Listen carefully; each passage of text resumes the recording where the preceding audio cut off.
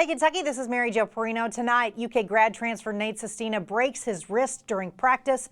A Kentucky veteran is suing the state over his personalized license plate, and Matt Bevin's lieutenant governor says she didn't even vote for him. All that and more is next on Hey Kentucky.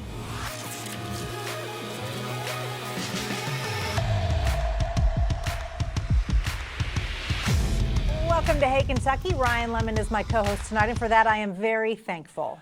Oh, I am so thankful to be here by you tonight. We have our Kentucky Blue on. Yes, it's a big weekend coming up. Big weekend. Hate Louisville Week. Yes, I was calling it Louisville Hate Week. Is it Hate Louisville Week? Either or. They both work. Yeah, I feel like we shouldn't even say that word. Right. I feel like they both work. Let's begin with some bad news, though, for the Wildcats. That sounds good, right? Graduate transfer Nate Sistina broke his wrist during practice. He will be sidelined for several weeks. Coach Cal says Sistina will be out 3 to 4 weeks. Coach Cal made that announcement on Twitter this morning. The 6'9" grad student went to shoot a layup at practice, then broke his wrist when he tried to break his fall. Cal expressed sadness at Sistina's injury on Twitter, but says the team is moving forward, next man up. And now they need the Big Blue Nation more than ever. And Ryan, I get the next man up. Who's the next man? It's got to be E.J. Montgomery, to be honest. I mean, E.J. has to step up now. But I hate this for Nate Sistina. I hate it. Just traded from Bucknell. Just transferred from Bucknell. He was just starting to find himself, I feel like. I hate it for this kid. I mean, despite what it does for the team, it's a big blow for him. Because he's only got 1 year. Like That's right. That's it. Yeah. And his college career is done.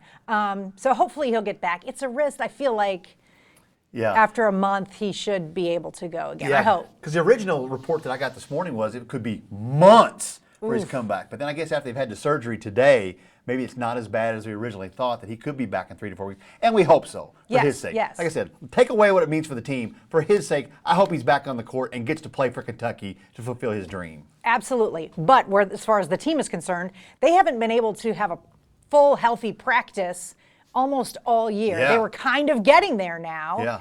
And all of a sudden now you're down a big man in practice. That's going to hurt these guys. Seem to be snake bit. Yeah. It's the 5th player now that's been injured since the season has even started. So we hope he gets back soon. Yeah. All right, sticking to basketball, some future Wildcats are turning heads to open their high school seasons. Terrence Clark, the number 4 prospect in the 2020 class, finished with 25 points, 8 rebounds, and 2 assists in a win against Mount Zion in the National Prep Showcase.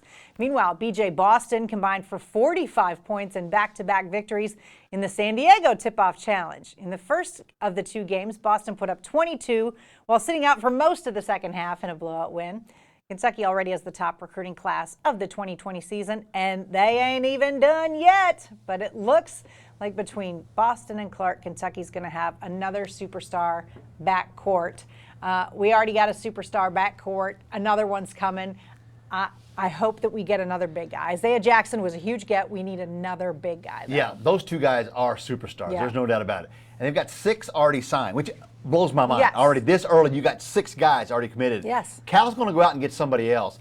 I won't be surprised if he gets another grad transfer. I mean, it's worked with Reed Travis. It was working with Nate Sistina. Yeah. I think he's going to go get somebody, but they're still out trying to get a big guy. They'll find somebody, probably a name maybe we don't even know yet. Yeah. He'll get somebody. Nobody knew who Nate Sistina was. That's true. Or really Or Reed Reed Travis Travis for that matter. Yeah, that's right. Yeah, I think that's working for him. Yes, it is. It brings in a level of experience and leadership too, even if it's their first year here. And he sees the great benefit in that aspect alone. Yeah. All right, now switching to politics. Lieutenant Governor Janine Hampton says she did not vote for Matt Bevin for re-election earlier this month. She made the admission in an interview with WDRV in Louisville. Hampton says it was a hard decision, but she voted for the Libertarian candidate, John Hicks. Bevin replaced Hampton on the ticket with State Senator Ralph Alvarado. She says Bevin had hinted she might be dropped, but she didn't find out until about a half hour before Bevin filed for re-election. She says that was Bevin's right and that she wasn't offended. Hampton says she's sad Bevin won't have another term, but added, quote, "How you treat people matters." Well, I think that's exactly what we saw from this thing is Janine Hampton's going to want to run for something else again in the future. And, the Republicans swept everything else. It's just about how he treated people. The golden rule. We've been taught it since we were 2 or 3 years old, and I don't blame her for not voting for him. The way she was treated by him, absolutely. Finding out the last minute, the 13th hour, that he wasn't going to be on the ticket. That's shady, man. You don't treat people that way. So I'm not surprised she didn't vote for him at all. No, because I knew she wasn't going to vote for Andy Beshear because she wasn't going to vote for the Democrat. But I think with how many votes Hicks did get, I think there was a lot of people in that bucket. Yeah. Like they didn't want to vote for the Democrat, but they couldn't vote for Bevan either. Republicans just didn't want to vote for him. Yeah. All right. An Iraq war veteran in Kentucky is suing the state after he was forced to remove his personalized license plate. Sean DeWaters was required by the Kentucky Transportation Cabinet to turn in his personalized plate with the letters INFDL, which refers to a term that was used to describe U.S. troops by the Iraq and Afghanistan insurgency. Now, the Boone County man is suing the state's transportation cabinet in federal court, claiming the cabinet is violating his free speech rights. According to the lawsuit, DeWaters planned on transferring the plate to a newly purchased vehicle, but he received an email from the Division of Motor Vehicle Licensing saying the plate no longer conformed to a Kentucky statute.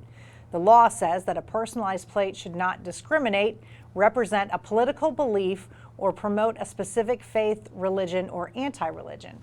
Ryan, didn't we just have a guy get to be able to put "I'm God" on his license plate? Because he sued and he got the right to put "I'm God" on there. So that's a religious statement, I would think. I think 100% that is a religious statement. I mean, that guy, he's going to have some weight in his argument. Yeah. But the law and the rules are pretty much spelled out right there. I don't know. I'm going to be interested to see how this one plays out. Yeah, I feel like he should be able to have it, but on the other hand, I'm like, why are we going to the courts about personalized plates? Like, let's let it go. It's not that big of a deal. Don't we have much more time and money to spend our efforts on other things and worry about what people put on their license plates? Yeah, let's just move past that. All right, the U.S. Food and Drug Administration sent a warning to 15 companies that have illegally sold CBD products. I can't say the cannabidiol, is that what it's called? It's CBD, by adding it to food or marketing it as a dietary supplement. The agency also released a consumer update about CBD, the non-psychoactive ingredient in marijuana, increasingly used to treat pain and anxiety. The FDA is concerned that people may mistakenly believe that trying CBD can't hurt, and the agency wants to be clear that we have seen only limited data about CBD safety, and these data point to real risks that need to be considered. Among the risks that the FDA cited were liver injury, drug interactions, and male reproductive toxicity. Until it learns more about the effectiveness and safety of CBD, the FDA said it cannot generally recognize the ingredient as safe or approve products that contain it.